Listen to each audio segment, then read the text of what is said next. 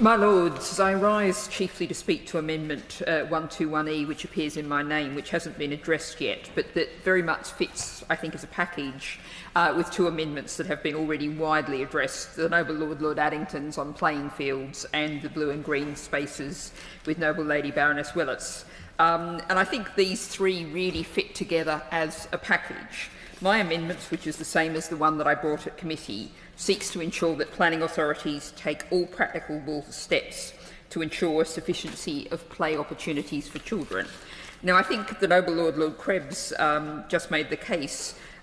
Playing fields, yes, for organised sport, we desperately need those. The green and blue spaces, but somewhere to just kick a ball around is not necessarily a playing field, but it's a really crucial space for children to develop their physical skills, as the Noble Lady Baroness Gray-Thompson spoke about, but also to develop their social skills, to get together to play.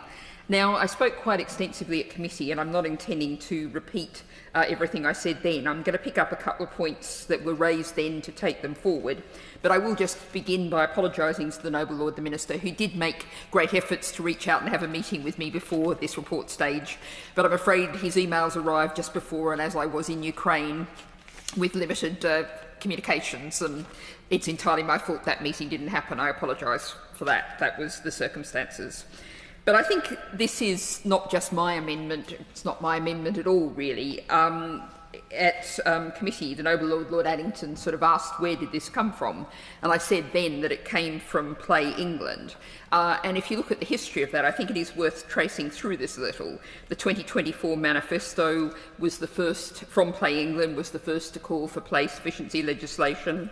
Now, at committee, the Noble Lord the Minister referred to the MPPF change that came in December 2024, but as we've heard from multiple Noble Lords, there's not really evidence that that's working. And the other point is that is, of course, a policy which could be changed, which is very different to having on the face of the bill, having written in law that's much harder to change, to say planning authorities must consider play sufficiency.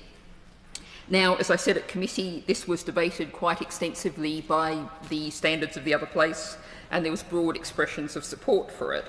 And I'm afraid that nothing the Noble Lord the Minister said at committee convinced me that there was any argument against this.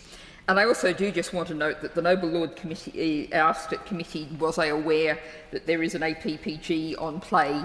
Well, yes, I am a member of the APPG on play, together with 8 other members of your Lordship's House, including several from the government benches, and 32 MPs, which I think makes it a very significant all-party parliamentary group by the standards of these things, and a recognition of the importance in which this is very much being held. Now, a number of Noble Lords, I think Noble Lady Baroness Miller among them, referred to the Wildlife and Countryside Link study out this morning about the lack of green spaces around where first home buyers are making their first homes. And of course, many of those first home buyers may well have or be going to have children who desperately need these play spaces. And I note that the Times this morning in its paper edition put beside that the report from the House of Lords Environment Committee out, I think this morning, talking about how if the government is going to build new towns, those new towns need to be built as communities with the infrastructure in place. And of course, part of that infrastructure must be play infrastructure. I referred to the UN Convention on the Rights of the Child and also to the fact that Wales and Scotland already have comparable legislation to this. And it's worth noting perhaps that Wales, of course, has the future of the Wellbeing of Future Generations Act, which is something which almost demands that you have something like a play sufficiency duty. So, my Lords, this is 121E, which is out of scope for where we're going to schedule to get to tonight, whenever we get to.